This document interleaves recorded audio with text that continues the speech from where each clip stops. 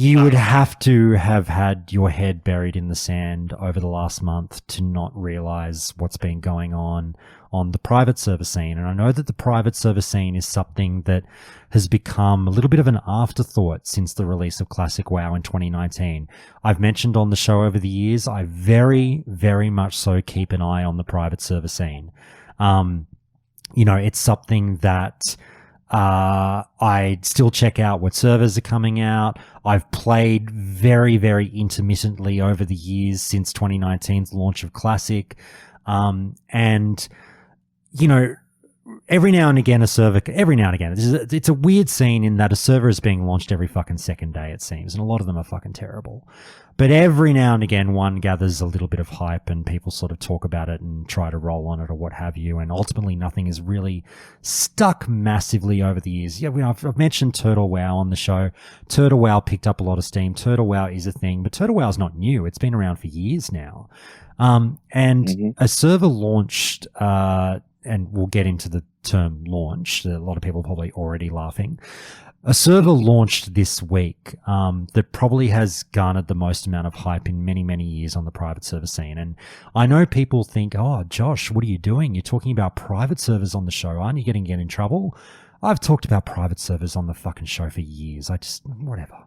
I'm talking about this one because it is so inalienably tied to the Classic Plus topic that we've all got on the tips of our tongues with what Blizzard is cooking up next. We all know, even though it's not been said out loud, that Blizzard is doing some form of a Classic Plus server. As we said, SOD was a version of a Classic Plus server. It might not have been the Classic Plus server for many people, but it was a version of a Classic Plus server. We know that they're working on something potentially bigger and better and more plusier coming out in 15 months or whatever it might be. It will be, that's what they're going to more than likely announce at the next BlizzCon towards the tail end of next year. So Classic Plus is the topic on everyone's lips. A big private server, or, maybe I'll remove the word big, a private server had been in development for the last 2 to 3 years called Project Epoch. I have been very lightly following this thing basically the whole time. It's funny because I went to check out my registration just a few days ago and I did my old search through my old emails and found, like April 23 or something is when I signed up with these guys. Oh, okay, it has been that long. And the thing with Epoch is what's made it newsworthy is the amount of interest it's drawn. This has gone from a mildly followed project through the now very niche private server scene that had, a couple of thousand people intrigued by it, that turned into this snowball rolling down the hill over the last month that came through a lot of circumstances outside of the control of the Epoch devs, with SOD ending as abruptly as it did, and other external factors. Every fucking person seemed to get on this train, and YouTubers got on it, and they opened up a Discord, and 60,000 people joined the fucking Discord for this thing, just flooded this server. And all of a sudden, this launch was going to be this beyond just a really intriguing, mild deal to a huge deal. And people were throwing around, oh God, Nestarius, parallels and saying, oh my God, this is going to be the next best thing since sliced bread and Nestarius and all that stuff. And people got excited. The launch came and went, and basically, again, as I alluded to earlier in the episode when we were talking about MOP, they unfortunately got buried by their own success. And these hobbyist devs, effectively at the end of the day, have just been completely outmatched by this tidal wave of interest. Whether it be 20, 30, 40,000 people kicking down their door, trying to log on to their server, it just crumbled under the stress, understandably. And they did not have tech to match what was happening in reality. we'll talk about the launch maybe a little bit later. Let's put that aside because that's a huge conversation in and of itself that I do want to get into. But I've got a bunch of Classic Plus Andys on the line here who played SOD, who are interested in what Blizzard's doing next, who are also either lightly or intensely following what Epoch is doing.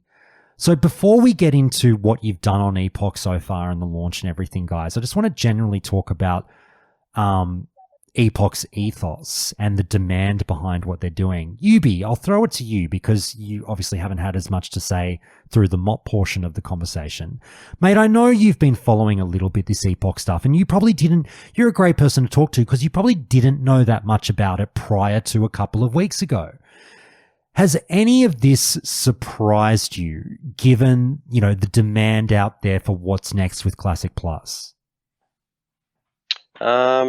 Not particularly. Like I'm surprised by actually how thorough of a project that they've built. Like usually, you know, maybe a year ago you hear about it and you go, okay, they're gonna give Warriors Victory Rush or some bullshit, and then just how deeply developed the game is, you know, on Epoch, and how across the board it is. It's kind of like I'm really, really surprised. And even though, you know, there could be things in there or little tidbits that not everyone would want, which we've chat about 1,000 times, of like there's just going to be some sprinkles in any version of C+ that you don't like, but you like the other 98% of it, so you're going to play it. But in relation to the hype, I'm not surprised whatsoever. Or actually, I'm only surprised in that it probably exceeded my expectations, because like it's like anything where it's the illegal version, and that immediately, like that tiny little hurdle of having to download a different client from a website literally makes like 80% of the people that would want to play it not play it. Or the fact that it's not an official version and it's going to be a bit, just that 5% less polished makes a lot of players not play it. So the fact that 60,000 people tried to go, and that's just on their Discord, that's another thing, like another measuring stick of like, not everyone that would have wanted to play on it is even in that Discord. So the number of people wanting to play it is probably even higher than that significantly. But yeah, and I'm also not surprised that it completely shit the bed. Like as soon as I saw the Discord go from 5K to even 20K, I knew that it was going to be fucked. Yeah, and it all happened in about 3.5 seconds. Templar, I'm going to throw it over to you because, as you've said, you've been far more interested in this thing than kind of anything else as of late. And I'll get into my experience and my thoughts on it soon too. Mate,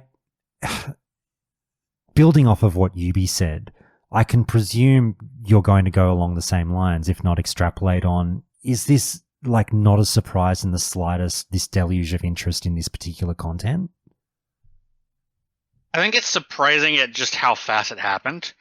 Like, because I've been around like you know, I've had that email sitting there for forever. I've been in the Discord for a while, and I remember when most that people were thinking it was just going to be a chill server, maybe a couple raid teams, you know, and now it's like this huge thing.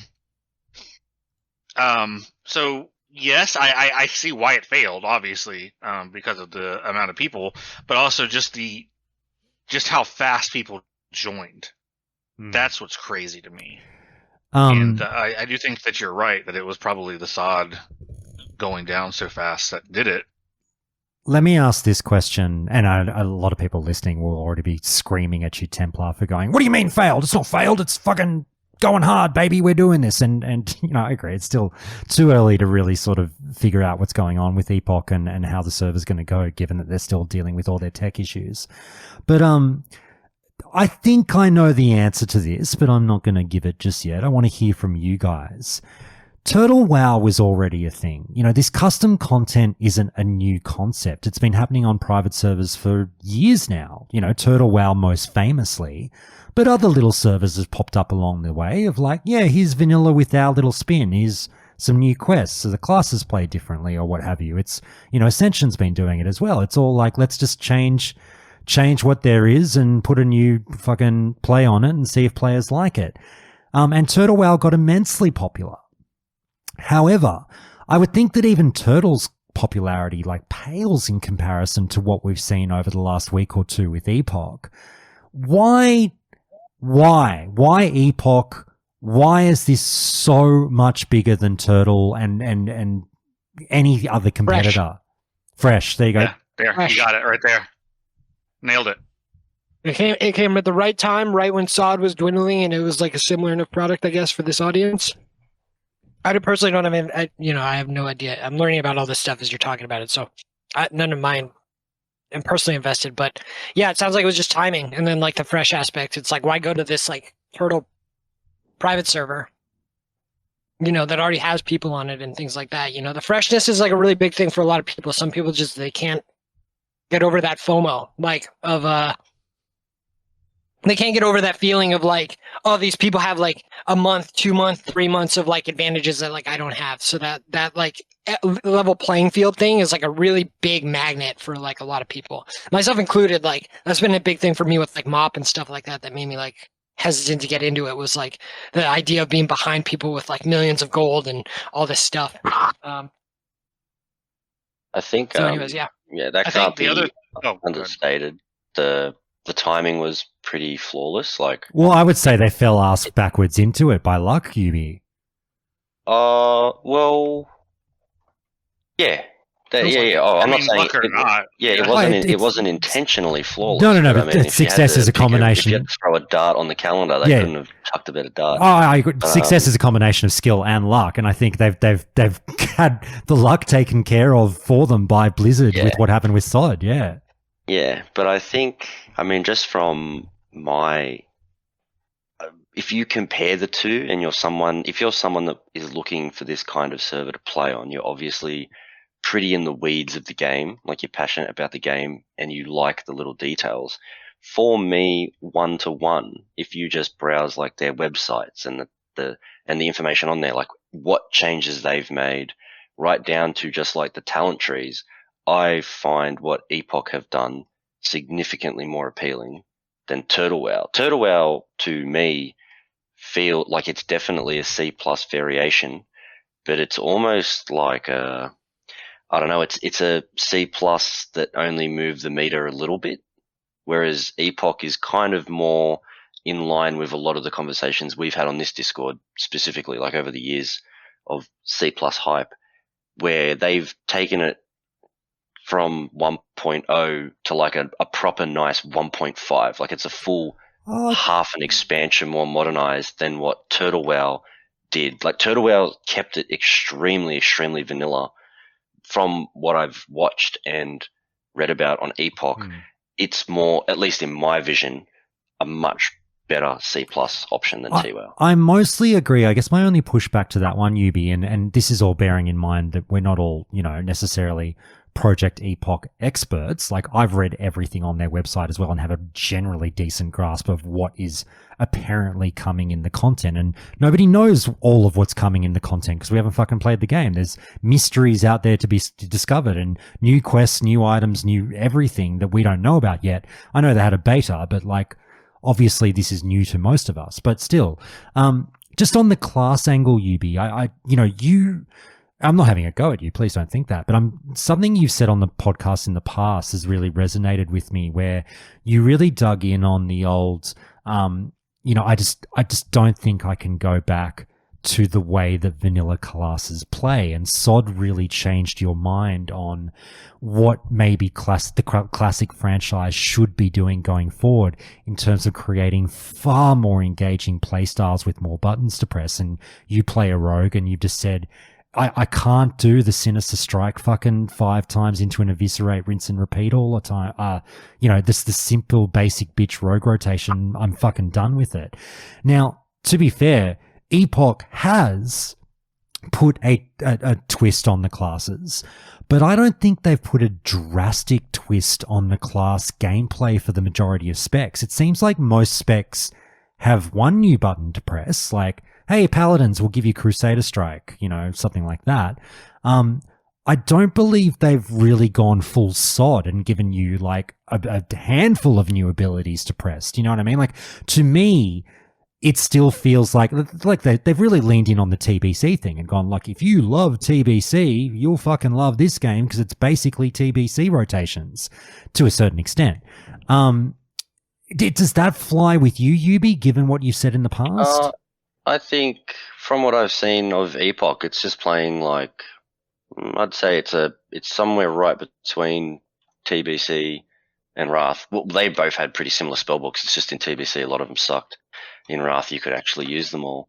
And I'm pretty happy to play, like, you know, you can look at Wrath Rogue and go, well, you're not pressing Sinister Strike and Slice and Dice, you're just pressing Mutilate and Envenom. And it's like, well, there's a bit more complexity to it than that immediately. Like, you're pooling energy and all this other bullshit and lining cooldowns up and such. So the bar doesn't have to move very far from just press Sinister Strike to immediately be twice as fun. Yeah, I guess. Like if you just went full like math ratio, 3 buttons is what, 50% more fun than pressing 2? Yeah, but you're saying you feel there is a decent enough complexity jump from Vanilla Rogue to TBC Rogue. Oh no, from Vanilla Rogue to Epoch Rogue. Yeah. Okay. All right. Because they've got the much longer talent trees, and there's a lot more boxes that you're very happy to fill that make your class feel better and all that kind of jam. Fair enough. I slightly disagree, but I'm picking up what you're putting down. I would like to just add to that, like, by the end of by the end of SOD, I didn't actually like how my class played that much at the end of SOD. Like, I was getting fucking RSI playing Rogue, and it's like Did you get Queensfall Kingsfall? Yeah. You did. And okay. And then that was probably a bit too high APM. Well, I mean, it can be fun, but if I want that, I'm going to go play retail. Oh, well, then maybe you won't like Mop Rogue after all. I feel like since AQ it was 60 APMs on Rogue. Yeah. You just got like the energy regen and stuff. Like, I'm a Wrath Rogue enthusiast, mate. Give me my 28 APM back. Okay, let me throw it over. Huronzo, thanks so much for joining. Can you hear me? Yeah, let me know if the mic's too stackily. I'm just jumping in at work to say a few things. That's all right. No, you're mostly good. I can hear. Obviously, you're out and about, but I love when people call from the road. Mate, tell me what you wanted to sound off on. Otherwise, I'll just weave you into the conversation. But was there something in particular you wanted to say? No. So there was kind of a statement about its popularity and exploding so much, and this year in general, becoming quite a big year for private servers, and you have additionally the Epoch launch. You have Turtle WoW wanting to launch a new server later this year, doing a new pack. You have Ascension and Bronzebeard coming out probably at the end of the year. But I think one of the things that made it stood out is not something that they directly did. Personally, and I know I'm not alone in this, a lot of eyes were put onto that server in particular by Blizzard's action of taking down their YouTube channel. It just made a lot of people's eyes drawn there and thought, why is Blizzard giving attention to this one more than the others? Yeah, I know what you're saying. You're right, but I personally, I have nothing to gauge this by or quantify this by. It's all feels craft, but I personally don't feel that it was very noteworthy that Blizzard targeted their YouTube channel and took it down. It makes you think like, oh, Blizzard's fucking not wanting this. I said on the show straight up, I've just gone, Blizzard is doing Classic Plus because they've targeted the Classic Plus private server and told them to take their shit down. That's the biggest fucking flag of what we're doing next of all time. It's happened in the past. But in terms of that being a really major factor in driving, 60,000 people to Epoch's Discord or making this server blow up, I would personally think not as much, but agree to disagree. If you think that was a big flag amongst the private server community that made them go, holy shit, Blizzard's identified a threat. Let's get on this one, boys. I see where you're coming from. I think it helped snowball roll faster rather than anything else. Right. I think one of the biggest draws to me, anyway, is that like I've looked at Turtle WoW, right? I considered playing it, and it's the client. Like the client is not very good. Like I do not It's like the one. fucking terrible. It's the main thing that keeps me actually away trash. from it. Yeah. And this one is based off of the Wrath of the Lich King one, which is way more stable. You actually get add-ons that work. It feels like what Turtle WoW should have been. So I think that's another big draw. Now, you know, when Turtle gets their Unreal, I'm sure they're going to get a lot of people that comes back to try it out. But I think that is a big thing that is drawing people, along with the whole fresh hype. Like, I love fresh. Like, that's just like, you know, I absolutely adore it. It's like my favorite thing ever in the world. So that's another reason why I'm so hyped. But just the changes that they've done, you can tell the passion and the love that they've put into this. Like it is a love letter to Classic WoW, to Classic Plus, and I think everybody can tell that. To be fair, I'm with you, but I don't want to like sound like I'm pissing on the parade too much. But I was just going to say, to be fair, now I didn't play the beta, and I know some people have, but I was just going to say, we haven't seen the content yet. This is all based off of a piece of paper on the website. Well, I've seen a good bit, not like a lot. Keep in mind, because it's locked to 15, but I've gotten to 15. I've seen the new Goldshire. I've seen the new Razor Hill. You know, I've seen the new quests. Okay.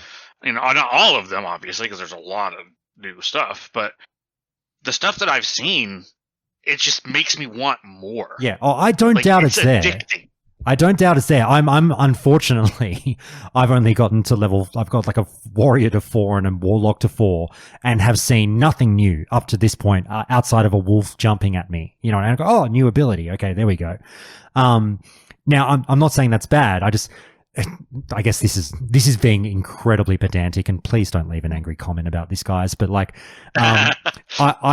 I had this discussion with, God, I forget who it was. I'm so sorry. Just the other day while we were playing, it might have been Vestige, where I was like, now, not that this is a big deal, but if I was doing this big new Classic Plus server, I would have weaved in a new quest in the starting zone. Whereas it seems like as an undead, you don't see your first new piece of content until you leave, and go to Brill.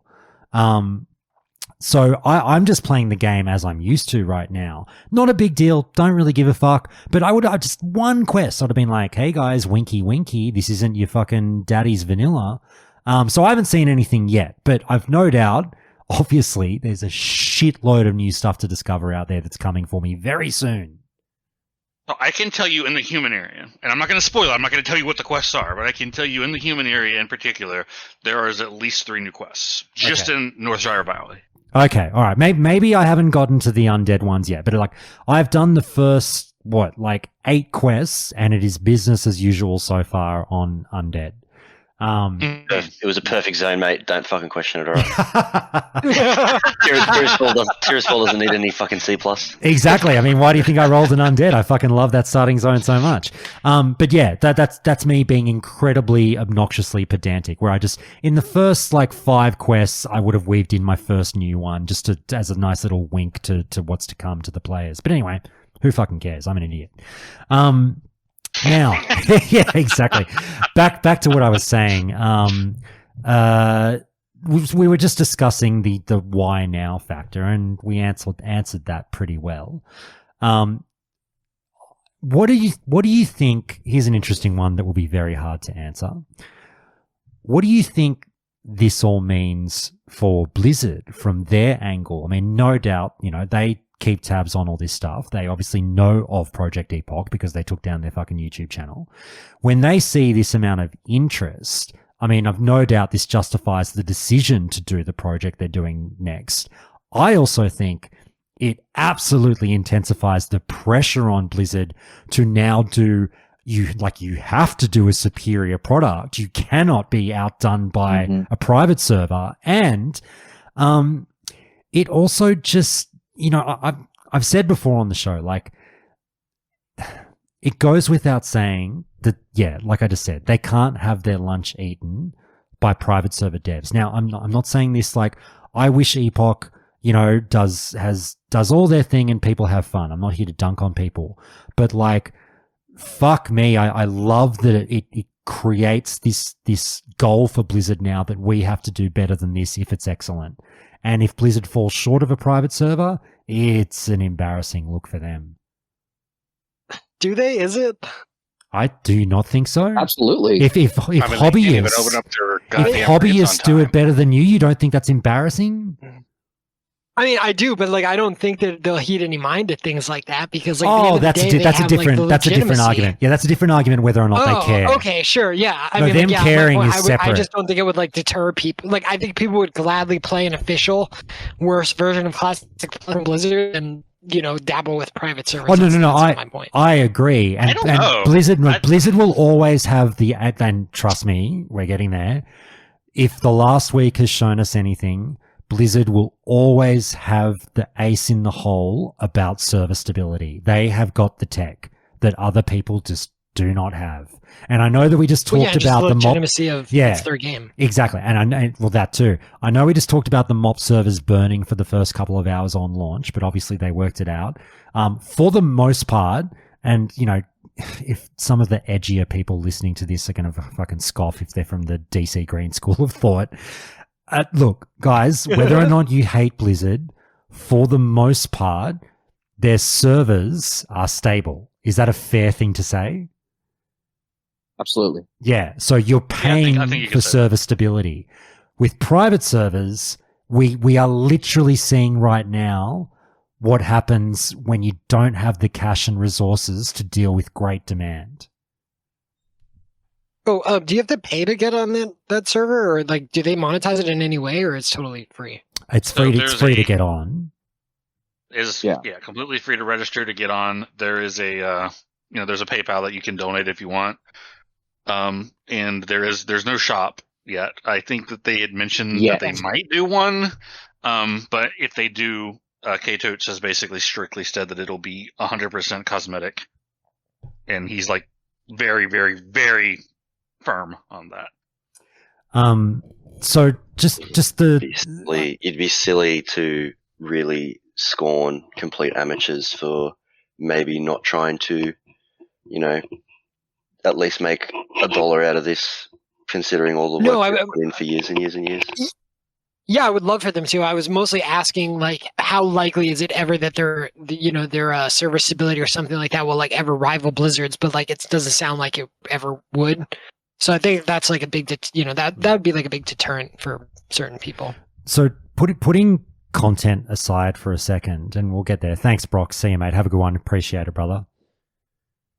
My point, DC, was purely that forgetting whether or not Blizzard cares, and I think that ultimately you're right. Blizzard probably doesn't care anywhere near as much as people think, whether on what a private server is doing. But if a private server delivers a significantly better content experience than Blizzard does, I think that results in egg on Blizzard's face. I mean, I don't disagree with you. Oh, go ahead. I think they care a lot. I think they do care. Okay. Yeah, I think they're heavily. I would watching care this. if I was the CEO of Blizzard and I was watching. I mean, I don't think the CEO cares. Like, to be fair, I'll agree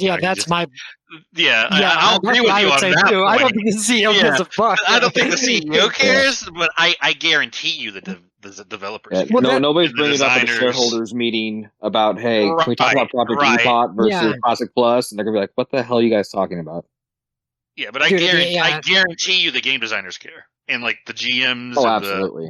and the engineers and all of that, they care a lot. I don't Sure, but if think they've already been given their budget, Sorry, you go. if they've already been given like the budget, and like that's the thing with like all these like products, when you get into the realm of like it's a product at the end of the day, which means it had to have like a budget approved and things like that. So if this server is like nipping at their heels, but things are like already set in stone for like what they're going to put in, that's kind of what I mean by like they probably do care, but like in terms of the levers being able to pull to like kind of change their fate, they're probably kind of sealed at this point. Yeah, I mean, and I would agree with you on that too. I just think that makes them. I would be frustrated. right? Like I would personally be. I'm sure really being a annoyed. Blizzard I don't employee think is they just like being a care. Blizzard player, which is just being frustrated all the time. I don't think they care in a negative manner whatsoever. Like they would be interested, and that's about it. Like it's free marketing for them. It's free like plan approval internally. Like, you know, let's just hypothetically say the Grendon team have been in there trying to tell fucking big head honjo, like, hey, we should do C+, and they're like, oh, I'm not sure. Well, then they didn't even have to do anything. They can just show the CEO this fucking server and go, look, cunts will gobble this up if we just make it. And then I think we constantly undermine the production power that is Blizzard. If they saw this and they said we need C+ in 6 months, they could do it if they really wanted to. They have like 1,000 fucking employees that could add a fucking basic quest to the Barons. You know what I mean? Yeah, it's not. Well, and they're also not a means that team they of. care. They're not a team of 4 anymore either. I'm pretty sure they're like a team of 40 now, if not more. So I think. Right, but that to me that just says that they care, right? Like if Oh yeah, I'm just saying. you're I watching think they. Yeah, I'm just saying that they're not there going, oh fuck these guys for making this. If anything, I think that they're inside going, this is fucking awesome, and it's like a good reassurance for them to. Yeah, they're going write that down. Yeah. Like we could do this, and maybe we could do it better. And that's what Blizzard's beta MO. forum, like in terms of an idea testing pad, not necessarily a performance beta, but you can test the concepts of just like, oh look, they did this they just did these little things to the Barons, and these lunatics are fucking frothing at the mouth about it. So, I guess we'll change this bit and do something similar or add those quests, whatever. And I'm pretty sure We'll do it better. I'm not the lawyer here, but I'm pretty sure they could look at Epoch and literally just copy their fucking quests if they wanted to, because it is Blizzard's game. Like, we're the master IP. We can just take all your shit. But Blizzard's be MO has always been funny. not being the first ones. They've never been the first ones doing anything, but they've always been the ones to do it the best. Yeah. Whatever game it was, they're like, hey, with the ideas out there, we're going to take it and we're going to make it the best version of that. And that's pretty much almost all their games. It's never going to happen, but I'd never even thought of that, Yuvi. I'm just laughing from the legal standpoint, going, that would be exceptionally trolly and funny and weird if they just copy-pasted what Epoch did. But anyway. Even if, like, they'll just copy it and be like, oh, you got to collect 10 of them instead of 9. And it's like, just to mock them even further and be like, it's unique content. Just don't copy my homework. Don't do it for word for word. Their trailer literally just is Project Epoch, but we have servers. Oh my God. Anyway. But we're stable. We can launch. Look, I'm rather keen. I how do I put this? I was not keen in the slightest to really dive in on Epoch for 2 reasons. Obviously I was interested because I registered 2.5 years ago for it, and I was really, really intrigued to play it. Then they did 2 things that kind of made me go, The first major one was the picking the launch date of the same week as MOP, where I was like, look, I know they're different audiences. I totally get that. This is a me problem where unfortunately I am part of a demographic that falls into both camps. I am interested in MOP Classic. All you fucking, only ever playing private server players can throw shade at me if you want. Oh my God, you fucking loser. Imagine giving Blizzard any money for anything. MOP, oh my God, it's basically retail. Like, say whatever the fuck you want to say. I play different MMOs. Get over it. I was interested in both. And then when it came down to the launch being in the same week, I was really gutted. I went like, fuck, they're making me kind of pick one. And I was like, well, I'm going to focus on MOP because I've put a lot into that. And I've not played MOP before, and I get that I haven't played Epoch before, but I played vanilla and a vanilla spin before. So I was like, I want to see the MOP content. The second part of it was, and this is a far smaller complaint because I get it, but like I just said, it was the 1X thing where I was like, I don't know that I could do another 200-hour journey to 60 with the huge caveat of like, obviously this will be different. And this puts it back on Epoch. If the new content really did change the journey to 60 significantly, fine. Hit me with your 200 hours to cap. I'm on board. But if only a little bit's been changed, or like, oh yeah, you'll get 30% new shit and 70% old shit on your way to 60, I'd be like, fuck off with your 200 hours. And that gave me the shits. But what was the total quest? Maybe Templar Knights? Wasn't it 2,000 added quests or something? Yeah, so I think 2,600. 1,700. It sounds like they've done enough to put that concern to not rest. only just that, they've added in world bosses in the low zones now that you can kill for quests and experience. They've added BGs to where it actually gives significant quests. Yes. And you get gear through the Marks of Honor. Like, it's basically, you can do whatever you want to level. It sounds, again, because I can only go by paper, it sounds on paper like they've done enough to put that, to bed for me. So while that was, like I said, it was a minor concern, and I said, I'm not so sure about this 1X. The more I thought about it, I was like, I'll give them the benefit of the doubt, and I'm sure it's a brand new journey that I'll enjoy, and you can spend your time doing that. That's fine.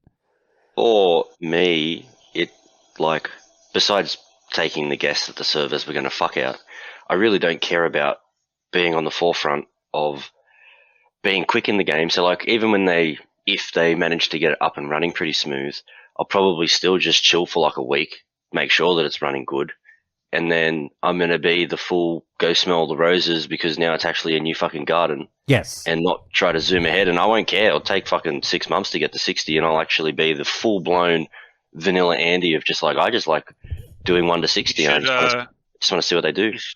You should look into what you should do. You should look into the Explorer achievement for it.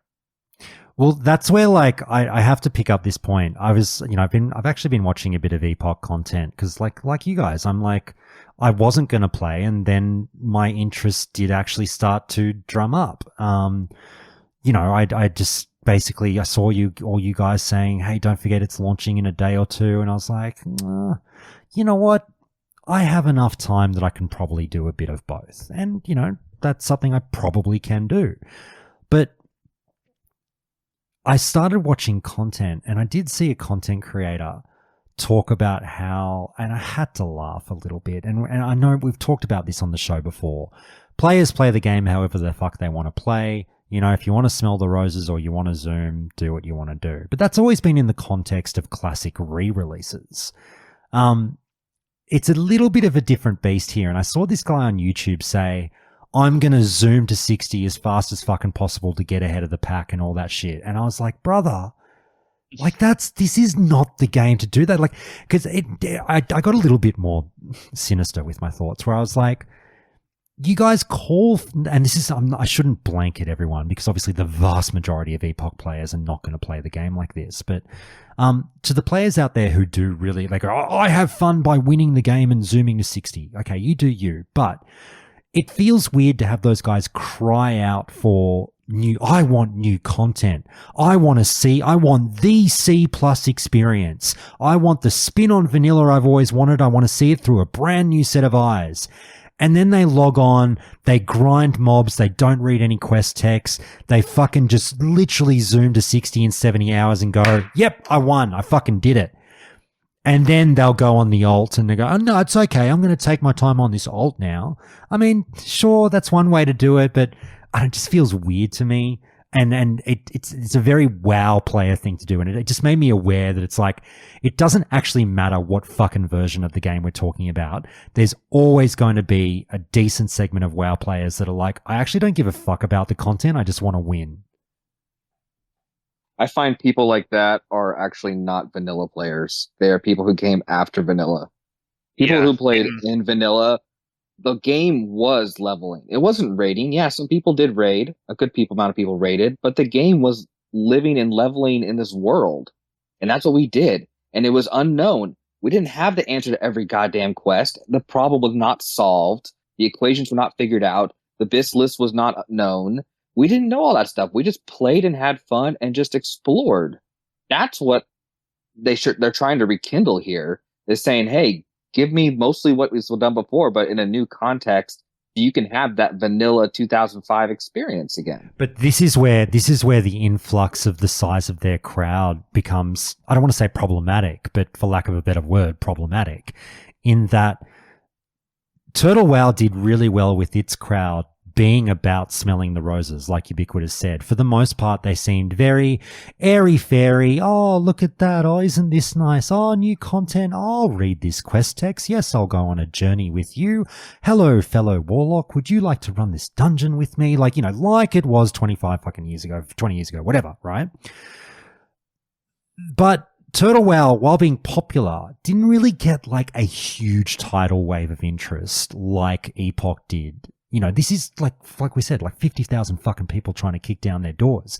And I would wager that when Turtle Wow started, it was laughed at. It was God, it had like 100 people players. Said, you guys, you guys like they're like you're gonna continue vanilla. You're gonna make new quests in vanilla.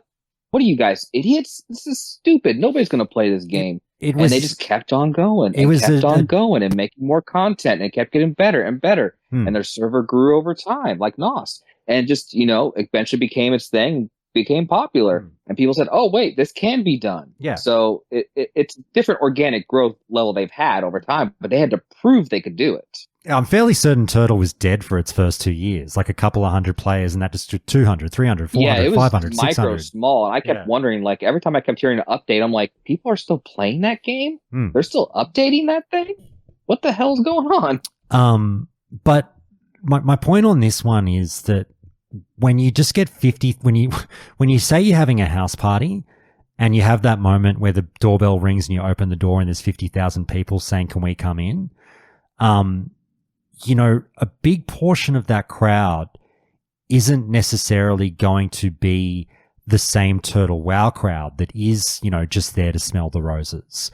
A lot of them are going to be more competitive players who are there to win. And I'm not here to shit on people that fucking live for 99s and live to win. But I'm just saying this does seem like an odd server to really transplant that attitude over to. I don't know what else I'm trying to say. You guys know what I'm trying to say. I don't think that's their goal. I don't think Kato started that server to go, oh, I want the pumpers here. I think that was a result of what we talked about, timing. And I don't think they're going to last. I don't think those players are going to stay on that server. I really do not. I think that they're here, they're going to play, they're going to get to 60, they're going to do what they do, and then they're going to leave. Hironzo? The people that... Sorry, to finish off, man, then I'll go to Hironzo. I was just going to say, I think the people that truly love it, that like the experience that world, who's going to probably take it slower to 60, who's going to enjoy just PvPing and the thing. Shoot, there's a massive RP community already formed there too. So I'm not shocked. I definitely don't think that the numbers that you have right now. Judging by the general chat alone, there's definitely a lot of trolls. So yeah. Sorry, Hironzo, you were going to say? Yeah, that's no problem. I was going to say, Mr. Kato, there's a video playing on YouTube. He did like an hour-long interview with some folks. And, part of that, on what he said directly in that, before the server had quite explosion was, hey, I'm okay if there's just a couple teams basically right. Right, sorry, I didn't catch a lot of that, but I think he's saying the devs were totally okay with just fucking 100 or so people being there at the outset. Yeah, absolutely. Yeah. So this comes down to... I don't know. I'm not buying that too much because once the Discord was blowing up, the registrations were blowing up, everything was blowing up. They didn't cap it. They didn't stop it. They didn't pump the brakes. They didn't say, hey, we're just making a server for 2,000 people. If you're in, you're in. You only care if a few hundred people play. That's all we cared about. I don't know. I think that's just them kind of underselling the expectation part of it. No, hang on. I think there is a slight misunderstanding. I think what we were saying is originally the idea was he would have been happy with just 200. Yeah, I would add. I don't think until 2 weeks ago, I would very much so believe that the guys making this server were number one expecting and number two happy with just like a fucking 1,000 people playing this server. You know what I mean? Oh yeah, I'm sure they would have been happy with it. But then saying like, okay, well, everything's blowing up, and they didn't stop it. They didn't say registrations are done. We only got 10,000. We got 10,000 people already signed up. We're stopping. That's more than we ever thought we wanted, and we're not going to handle more. Or if we only care about a couple hundred people, then fine. The server's capped at 2,000. That's the only amount of people that can care. Because we're building the server for 2,000. That's what the goal was. They did cut off registration eventually, though, right? They did, and they opened up a new server. It was a little late, and that it does make me wonder because there's no communication on that. But at the same time, being here from the start and knowing, the care and, this is a multi-year scenario or build. I do think that they didn't expect it. I think that then they were like, okay, I think we can manage this. I think no, we can't manage this. I kind of gave it one of those scenarios where, we're good, we're not good. Like out of nowhere, they're just like, nope, this is now panic mode. Guys, let's. I don't want to talk about it all day. In the sort of non-content element of the conversation, even though that is the spicier part. But moving on to the launch, like this is the sort of, I guess, the spawning of the reason for this conversation in a way, in terms of, like I said, it speaks to the popularity of this subgenre of classic gaming right now and sort of gives further impetus to Blizzard to push on whatever they're making next. But there's just so many people that want to play Classic Plus, and this is here. And no worries, Huronzo. Thanks for dropping by. Appreciate it, mate. The launch happens, and like I said, their servers just fell apart under the immense weight of people trying to get on. And at the end of the day, I should say, and look, Vestige and I might be on different ends of the argument on this one. I know he's been, there's split into two camps. What's happened now is people who are upset about the fact that that's what's happening is happening in the communication that's followed, versus people that sort of are shrugging their shoulders going like, oh, I'll get it when I get it. And, they're amateurs, or, whatever. It's a hobby project, whatever. It's free. I don't give a fuck. Now, I'm in both camps. I know that's fair. That's fair. Yeah, same. We'll get into it. And to be blatantly honest with you, I probably have a toe in each pool as well. But I've just want to say, and also like I'm not like dying to play, so it probably creates a little bit more apathy on my part. But I'll throw it to you guys. Oh, I am. Yeah, and that's why you'll be better to talk about this than me. But I'll just set you up in saying that, it's created a really interesting conversation about how people feel towards private server devs. And like I say, regardless of their former backgrounds, some of these guys are, they either still work in the industry or used to work in the industry as professional developers. But on this project, they are amateurs or hobbyists, in that it's not, a big fucking studio release or anything like that. They're doing it on the side, presumably, not as like their job, I don't know. But it's taken years to develop, and now it's being treated by the community as like a AAA release. And they weren't ready for it. Their tech certainly wasn't ready for it. And now the game is still unplayable. What are we now, a week or 6 days since the release date has passed? They've been releasing the server for about 10, 20 minutes here and there every 24 hours just to test things out. People jump in, they have fun, they take the server down, and it's just the release hasn't really happened yet. Even though some people did get on day one to play for a few hours and get to level 15, and people will get to crying out about resets and fucking all that shit later on. But for now, it's put the spotlight on I guess just how we treat these guys. And it's a tough subject for me because people won't like to hear this who don't know me and my show. I'm sorry if you're like I said, a lifetime private server player, but like I don't necessarily have a great deal of sympathy for private server devs. I'm not here to make Christ figures out of them. At the end of the day, these are guys that are, let's be honest, guys, doing stuff that should not be. I am I am of a certain profession that deals with this a certain way. But I'm not getting into the legality of private servers fucking discussion, and I never will on this show. It's just a rabbit hole I don't want to fall down. People go, it's because you're wrong. No, that's not why. But anyway, it's weird to talk about private server devs as though they're angels, but I do have a large piece of me that's like, don't treat these guys like shit. You know what I mean? Like, they're fucking doing their best. Yeah. They're trying to deliver something to a lot of people. And like we always say, part of the mantra of the show is tech is hard. Tech is hard. And these guys are fucking finding that out in real time. Templar and then Vestige.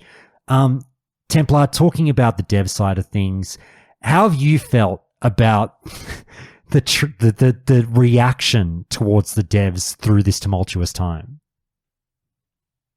So I want to preface my post or my thoughts on this with, I definitely think that they have made a more than their fair share of mistakes, with communication being the primary one, with, not making the changes that needed to be changed beforehand, and then also still to this day, right now, at this hour, we know nothing about what has happened at all with any of these updates. We just have been getting little kind of breadcrumb stuff.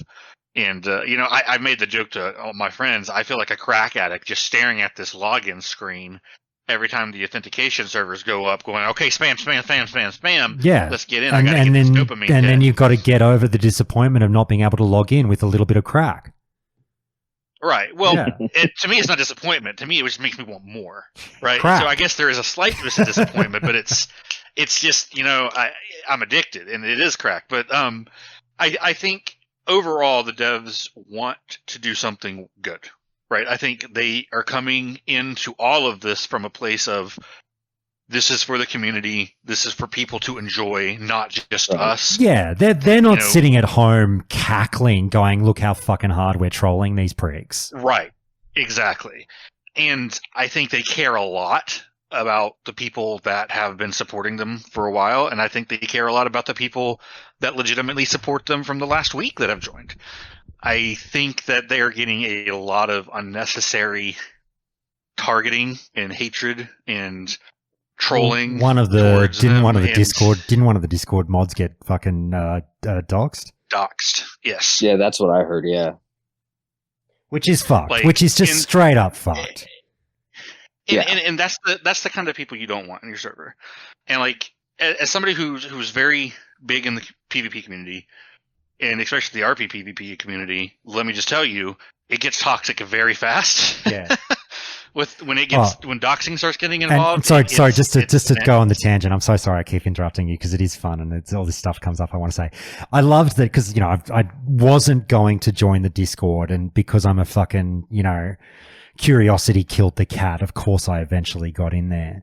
And one of the things I loved seeing, and when I say love, I mean hate, but like have to laugh at, is the fucking losers, the people that just never log off, who say shit like, "Mate, it's not doxing, it's just spreading publicly available information." Like, fuck off, right? You fucking losers. Sorry, but I'm done. Yeah, you're good. I think it's hilarious too. Like they crack me up. Like I love general chat just to read the absolute. Like, it's bad. Like, honestly, it's probably one of the worst cesspools that I've seen in terms of a chat in a long time. Absolute radioactive cancer. My God. Look, everyone keeps saying that. Can I say, though, and I'm not trying to be fucking argumentative, but it might just be I'm lucky. Everything I've read in their Discord, I haven't seen anything problematic. But, like, I'm expecting it because large gaming Discords get real bad. This one, maybe I'm just missing it all, but I've read a bit of it and I haven't seen anything that I would moderate from my own Discord. I'm watching them moderate in real times. I see them deleting stuff and things like that. Like, I'll see some like racist stuff that comes up. It gets moderated pretty quickly, and that's why they've been like they've been on it. Discord themselves basically told them that they got to get, because there's been so many infractions against Discord terms of service. Yeah, they did say that. They said Discord is starting to get on our case and we have to keep going to slow mode because of you fucking idiots. So like, I don't doubt it's happening. I'm just saying I personally haven't seen it yet, but I understand. But yeah, going all the way back here real quick is, I think the TLDR of my point is, they're good people. They're not perfect. They have definitely made their share of mistakes, but their heart is in a good place, and that's what matters to me. Like, I want a dev team that can own their mistakes and grow from them while also still having that desire to make a product that we want, even if it's not like we're buying the product. Yeah. All right, Vestige, I'll throw it to you. Look, I think it's fair to say you've been pretty hard on them in my Discord about when we talk about this. I'm gonna get on your back to remain mildly human through this, but tell me what you think about the reaction to how the devs have been, treating all of this. Well, first of all, anybody who's doxing and yelling at them and all the bad stuff vibes that are going their way, that stuff just is bad. I mean, the stuff I've seen in their general chat has just been, some of it's just been so disgusting. So anytime like that stuff is not cool, straight up. But I go from both camps where I'm like, yes, these people are doing something great. It's a hobby project. Awesome, cool.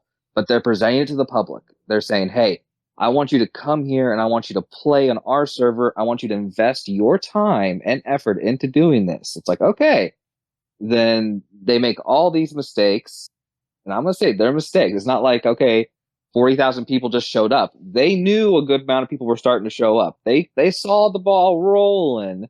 And but can I interrupt at this point? But at that stage, they'd already had the tech set in stone. So like, I know what you're saying. They saw the crowd starting to build, and they're tapping each other on the shoulder going, holy shit, are you seeing all these people turning up? I get that. But that all happened quite late when everything was like done. Yeah. And so that's why and one of the part was with the tech, them going with Windows Server, which is an insane choice for a private server, unless you're going to keep it small. So like we were saying, in the beginning, they said, hey, this is going to be a small project. Maybe they thought about that. I'm assuming they had that conversation at some point where, hey, we're going to keep it small. We're just going to use Windows Server because we don't think it's going to be a big project, blah, blah, blah. But once they started realizing this is going to be a big project, that's when it should have been like, okay, we either need to stop people logging in or stop people registering, or we need to go back to formula and figure out how we can build something that's going to support more people, because pretty much anybody who knows private servers knew that would fail. I mean, there's just no magic bullet that could have done that unless they thought somehow they solved some problem that nobody's been able to solve. And yeah, that's why it just told me that they either thought that they were so amazing that they could figure this out, or they were just ignorant of it. Either way, they got themselves into the mess. So, and I still support them. I still want to play on it. I still hope they figure it out. I wish them all the best and everything, but they did have some pretty big major screw ups along this. And I always keep saying that they need to figure out what the project is, because I keep hearing from people saying, oh, it's just meant to be a small project and too many people are showing up. I'm like, okay, then they need to commit to that. They need to commit that this is a small project and the masses can't play. Okay. It's going to be 2,000 people, whatever. That's just what it's going to be. Or they could say, hey, we are now fundamentally thinking that it's going to be a big project and we're going to move forward with that ethos of that style. So just pick a lane is what I want. More communication in general, I think, is the TLDR, and I think everybody can get on board with that. Like, they needed to talk with us. Like, they need to make the decisions and then tell us what they want. I'm because trying I to do think that they just communication. I don't like the whole, okay, tomorrow, check in in a few hours, check in tomorrow. It's like, no, just say, hey guys, things went sideways. We all saw it happen. Check in a week. We'll get back with you guys once we have a firm plan of what we're doing and a very firm timeline of what we want to happen. That's just this whole, like, check in every 4 hours to hope that something's up that you can play on. It doesn't vibe with me. I'm trying to think of the analogy for the analogy police that works well here, and I probably need some help crafting it because I'm not all the way there, but I'm like piecing together. It's like, Dave Matthews Band in 2025 goes, hey guys, we're going to do a free concert. Couple of new songs, most of our old stuff that you love.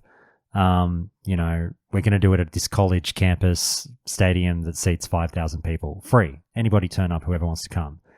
And then 40,000 fucking people turn up and the security collapses. People can't get in. People start complaining. I guess it would be, at what stage did they stop distributing tickets and do you keep distributing the tickets beyond the fucking capacity of the stadium and all that shit? But anyway, I'm just being a fucking idiot. No, that's a pretty good example, actually, saying, hey, when did you know that things were getting out of hand, and when did you start taking action against it? Yeah. And if Dave Matthews is halfway through their first set, trying to play up their first songs, and people are getting smashed and crowds are crashing and people are getting hurt. You knew that the bleachers were termite infested and 50 years old and started falling apart when people sat on them. Yeah, or what was that? Wow, what was that concert that where people were dying in Georgia or something like that, where it was a rap concert or something? Oh, fuck. And the guy was singing while people were trying to get medical attention. Wasn't this a Travis Scott concert? Am I getting that wrong? Yeah, that one. Yes, I think it was a Travis Scott. So like stuff like that. Yeah, the Travis Scott concert. Stuff like that, where it's like, okay, somebody should have stopped something. Where did things go wrong? And yeah, so I'm not saying this is life or death. I'm not trying to at all equivalent the two of these things. Isn't it, Vestige? I'm literally sitting at a login screen right now. God damn it! Why let me? Same.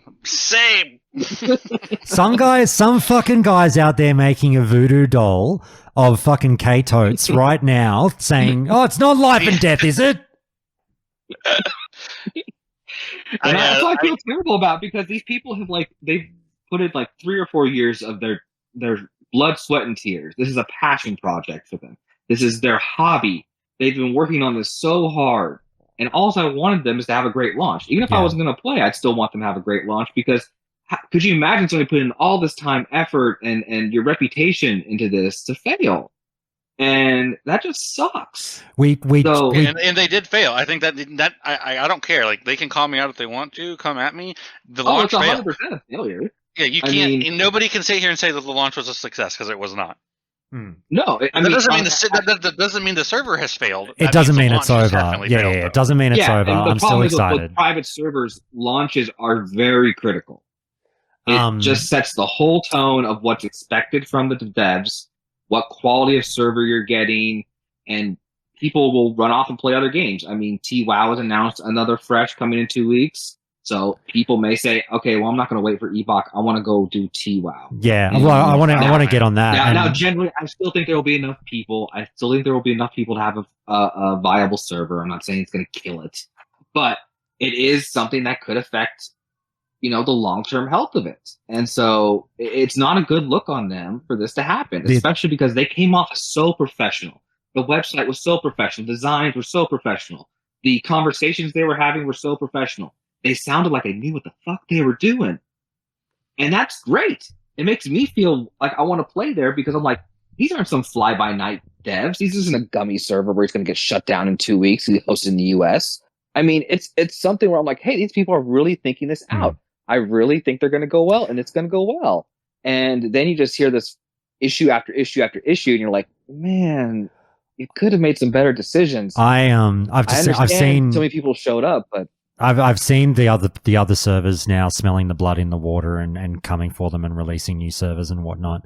And I laugh and joke about the death threats, but some of the classic devs have gotten death threats, and I don't doubt that someone's done fucking something stupid now with this in relation to Epoch. So if just don't be fuckwits, guys. But those people can fuck off. Yeah, they can fucking Anyway.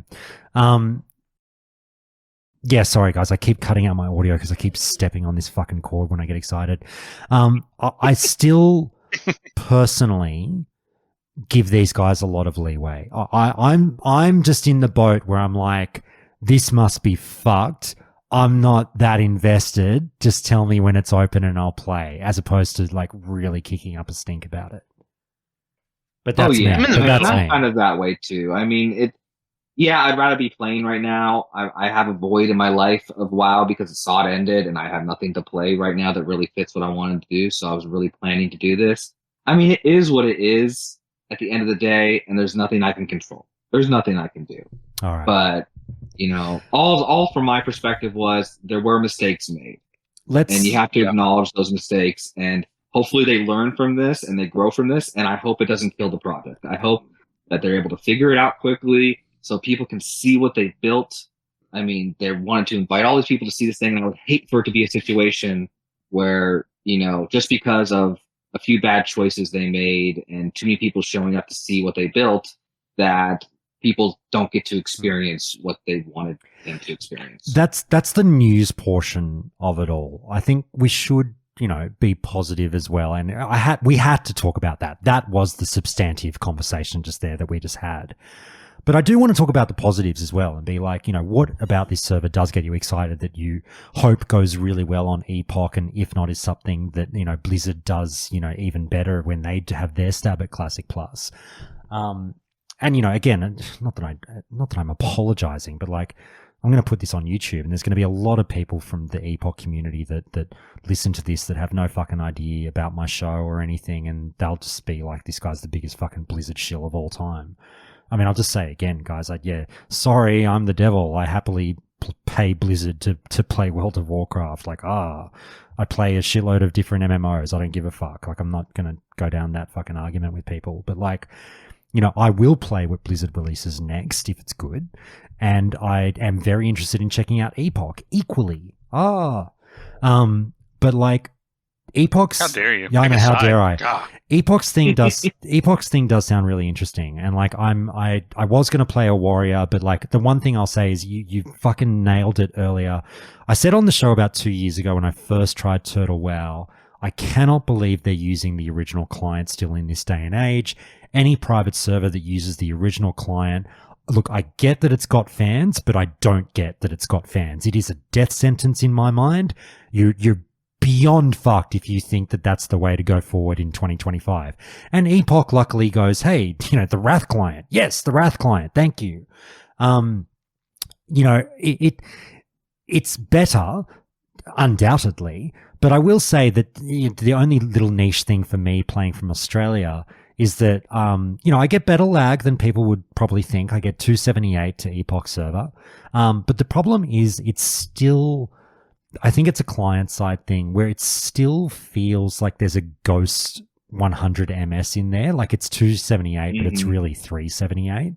And the reason I say that is not that the number is actually different, but just from a feels perspective. And I've said frequently on the show that the great thing about the modern client that Blizzard uses in Classic, being the War Within or Dragonflight client, whatever the fuck they use, is that it's a really speedy version of the game that somewhat overcomes lag issues. So I get 174 to NA servers on Mob Classic, but fuck me, it feels like 74. It actually feels like 100 ms less because the client is so crisp.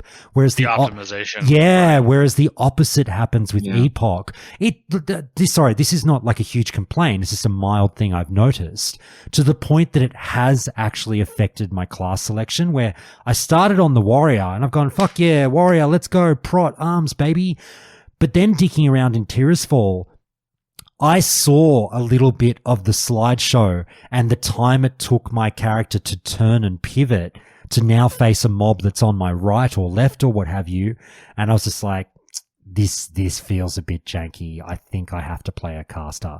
And I re-rolled to a warlock and sort of have no drama with that. So that was just a little thing I noticed, but I'm absolutely praising them for going with the Wrath client. I still can't fathom why Turtle WoW went with the fucking OG client. They've got their reasons, but, what have you guys rolled? What have you felt so far in the limited time that you've had online? Have you enjoyed it? I've rolled a Tarn Priest, and I made it to a whole level 3. So far, it's been fine. I mean, it's been enjoyable when I get to play it. I'm having fun. I just wish I could have more of it so I could actually see the new content and experience the new quests and things like that. So that's kind of really what I'm waiting for. I can't really pass judgment on what they've done so far until I really can get into it. Templar? I have a level 15 paladin. And level the rich get richer, huh? Well, hoarding all that gold at Cap, huh?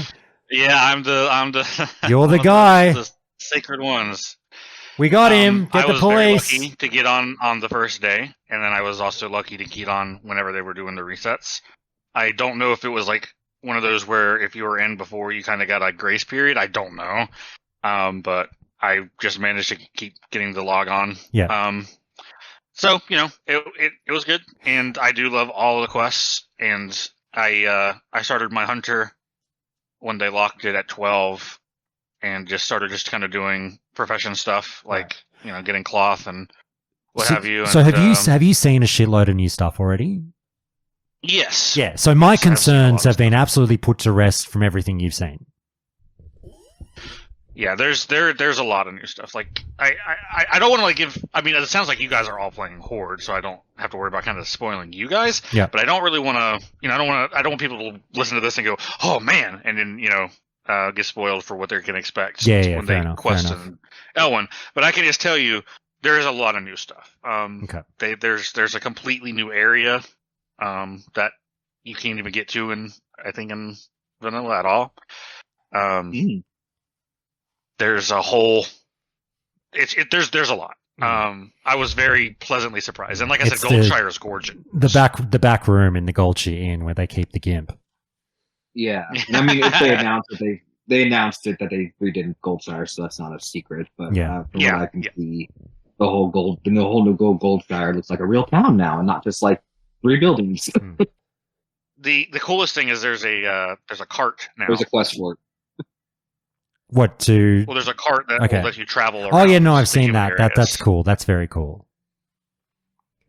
I do like that, the taxi system, effectively. Yep.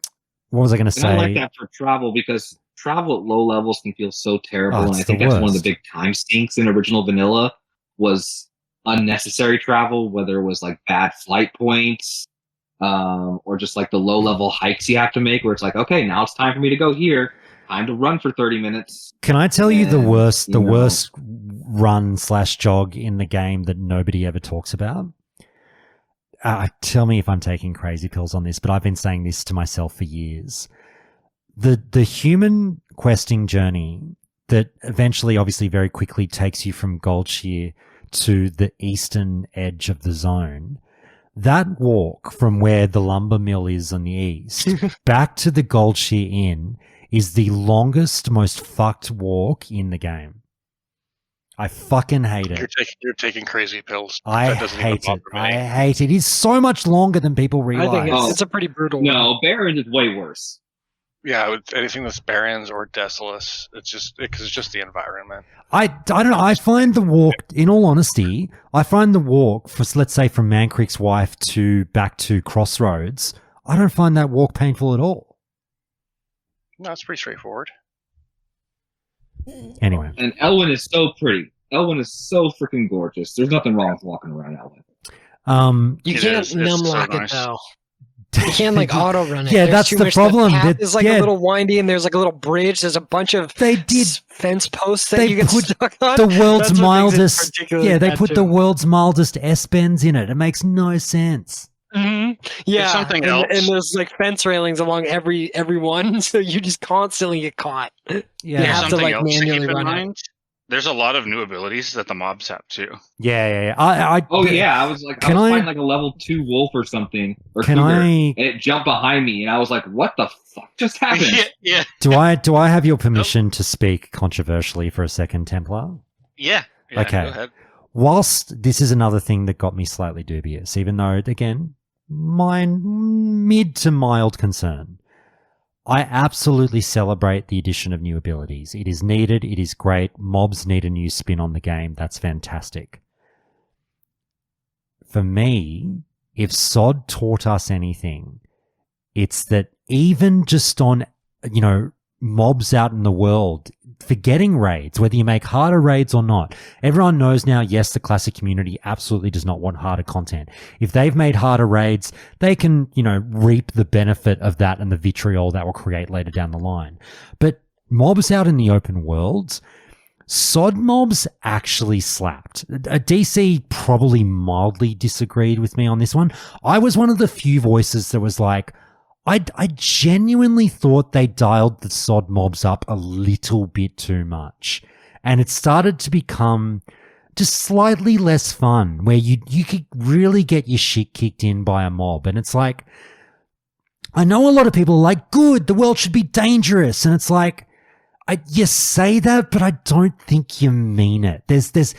don't get me wrong, if you pick a fight with an elite, absolutely, you should be prepared to put up a fucking fight. But like a regular same level mob that now has you like, you know, the meme of the guy sweating over the fucking keyboard and pressing a million buttons. Not that it's like, that's obviously a little bit of a fucking hyperbolic example, but like, if you really get hit hard by a mob to the point that you're rather frequently needing to eat for health, that's a problem in my mind, because it now creates downtime. And if vanilla gamers want to say that's vanilla, I balk a little bit at it. Now, that's probably a controversial thing to say, that whilst maybe making them. Sorry, yeah, you go, DC.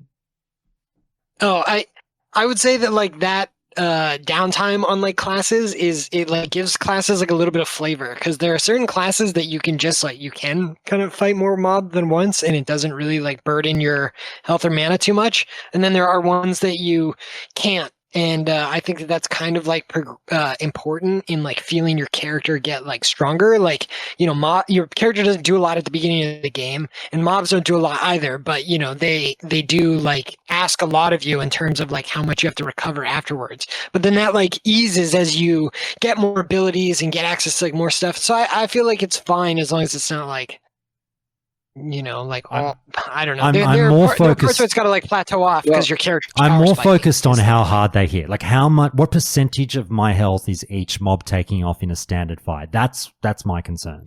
Well, that's what I mean. I think it has to be high enough that if you pull 2 and your class is like still pretty shitty, like between like levels 1 and 30, like you shouldn't really have the ability to deal with 2 mobs, because you're still you're just a guy that wears leather. That's fine. That's fine. Or a guy that wears mail at that point, pretty much. But like once you get you know, access to more of your stuff, then yeah, I agree that like, you know, you should start to be able to take on like more than one guy, and then it like starts to become like burdensome. I don't want people to get me depending on the way your class does. Yeah, I don't want people to get me too confused, because people get very upset about this and be like, oh my god, this guy's not a vanilla player. That's what the fucking world is all about. It's dangerous, blah, blah, blah.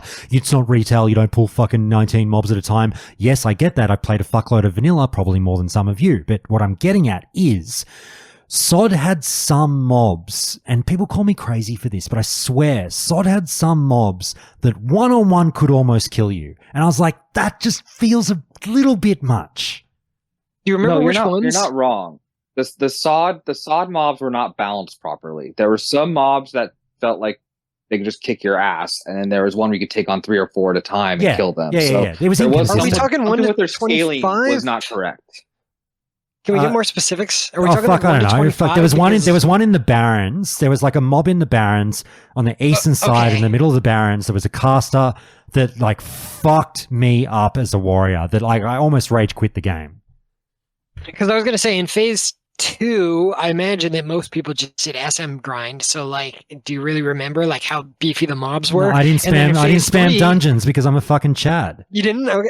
All right. Well, were they hard in phase 2 as well? Because like I can relate the most in phase 1, but phases 2 and 3 there was so many more efficient ways to level than questing. So I didn't really like, you know, because there were incursions in phase 3 as well. So like I didn't really level. Yeah, that was all past like 1 through 25 was like the only time that I was out there like on the beaten path, like killing stuff and turning in quests. Yeah, then shut the fuck up. You weren't out there fighting. You weren't out there fighting the good fight like the rest of us. I want to agree with you that I'm looking for common ground. No, fair enough. Because like I had a different experience. I experienced that throughout the whole game. Was basically it was just very inconsistent. Whatever their scaling formula they were trying to use, there were just some mobs that felt like they could kick your ass sometimes. Some felt normal, and some felt like you could take on a whole pack of them and just be fine. So it just did not feel right sometimes. Did you miss any runes? I think it also depended on what class you were too. Okay, because I was gonna say like I missed like a bunch of runes in phase like no. This is fully runed out and everything. There were just some mobs that took a disproportionate percentage of your health off in a fight. Okay, the only ones I remember really being hard was I did have a paladin ult, and I had to go to like that where Deadwind that new instance that they did, that outdoor instance. There was like a rune that you got there as a paladin. Yeah, all I'm saying. Demon DFC, yeah. And I remember that being like really hard, but it was also like intended to be hard because it was like one of your best runes and it was like a max level rune. So I remember that being really hard. But when you went to go get Divine Storm, you had to go in there. And Divine those Storm. mobs. But those mobs they were hard as fuck. They were higher level too. But yeah, you need to group with it. It was meant to be a group thing. Like you need to get 3 or 4 guys to do that thing. Exactly. That's the only thing that I remember being like, wow, this is like really. But I also didn't have like I missed the rune for Saber Slash, so like I was just leveling with like basic Sinister Strike the whole time. All I'm saying, it was really DC, hard in that regard, I guess. All I'm saying, and I don't feel like this is that controversial of a blanket statement, even though again, some people will hear this who didn't play SOD, who will get very bent out of shape because whatever, but. Historically, and when I say historically, I mean more so over the last few years, we have discovered that whilst it sounds cool on paper and in theory to suggest to classic players that the difficulty could be ramped up, and they generally nod their heads and go, yeah, that sounds really cool, let's do that. Then when you do it, they have generally not reacted positively towards it. It's 2004 game design versus 2025 game design. And what worked back then, a slower pace, a more thoughtful thing, a lot of it was technology based. Your computers can only do so much. That's why they kind of built it, hey, slow the fuck down. And games back then were slow. WoW was fast compared to some of the other MMOs out then. But, it was still a very slow kind of process now. People just don't have time for that. People don't want to have time for that. And if they want to do that, there's anniversary to experience for them. I'm intrigued what they do. All I'm saying is it is a very delicate dance you do once you start dialing up the difficulty in Classic. I'll say this. I didn't have any issues getting to 15. It was very chill. Oh, yeah. I'm more interested to see what they've got in late game and raids and stuff, obviously. But anyway. So... I don't know if I like necessarily disagree with you, but I will say that like the mobs in MOP are like no threat at all. You can have like 5 of them on you and that's fine. And then your class has like a bunch of healing and AoE and shit now anyway. So like it doesn't matter. But I will say that was disagree. Really I actually disagree. It was disengaging for me. 5 mobs when I was playing. 5 mobs on you in MOP can be like you can get through it, but it's sure, like okay, it can be trouble. Maybe not 5, but like like you can. I mean, like again, there's also like a lot of buttons that you can press where like you won't kill them, but they won't kill you either. So like the danger that you're in at any given time is like relatively low. If you needed to press everything, you need to get away. I agree. But I did find that like pretty disengaging. That was like one of the things that like made the grind of like the long kind of questing like really start to get to me. Was I was just like, I'm just like mindlessly going through like my rotation to like kill these mobs, and they're posing like no challenge. Or threat mindless ease is no good. They're not even interesting. No, I'm with you. And these devs are all over it. Mindless ease is no good as well. And I get that, like, I feel like I just can't pick there is a balance. That's obvious, right? With everything, you want like a balance of the goods and the bad. So yeah, it is kind of a hard, it's hard to determine like exactly like what feels super good. All I'm saying is with this crowd, devs should, if you're going to change anything with difficulty, you should tend to lean to like lighter changes as opposed to heavier handed ones, because you will get burnt in the long run with the complaints from the classic community who do not like hard or mildly challenging content. Well, they won't even get complaints. People will just quit. 100%, like those aren't 100%. the people that are going to complain. Those are the people just be like, I'm not having fun. I don't like this, and they just quit. We literally just lived through it inside. Well, they did like compensate the characters and stuff, but again, you did have to like find the runes. So like if you didn't find your runes, it could seem like pretty hard. But I'm talking also about the raid content. Like that was a huge thing every phase. Oh, the bitching every time. I don't want to like rehash that. No, we won't rehash it. All I'm saying is those arguments happened. I would still hold the stance that like you can make the content like more difficult. It just has to be, it has to be like commensurate with like what you've set expectations to. Okay. Guys, what else about the content? Because like, sorry, go DC, finish up. I was just gonna say, like in retrospect, like Scarlet Enclave is like not very difficult in terms of like the mechanical demands and things like that. It very much does feel like a classic raid with some fresh ideas for how to kind of like keep things mechanically similar but more interesting. Yeah, but you were on this very show. DC, you were on this very show screaming about the difficulty the first week. It was overtuned. Yeah, it wasn't that it was vastly overtuned. The mechanics were very, very approachable, but like the numbers were just like really out of whack. Yeah. So you would be like, okay, I'm doing this the right way, but then like we can't do it because of like arbitrary, like the rage timers and things like that. So I am still like of the position that like you can add an increased difficulty into classic content, but you just can't just like give something like so much HP and like a really tightened rage timer and like tell people that they can clear it in like the past raid content's gear and then like throw it out there and then you have to take 30 people actually. Guys, there's a huge Scarlet Enclave for me will always have like a huge asterisk. It's not like a really easy raid to talk about. Fair enough. In my opinion. Guys, as someone who was on the ground level, cutting edge, they are on day one. Let's start to wrap this one. Okay, TC. Okay.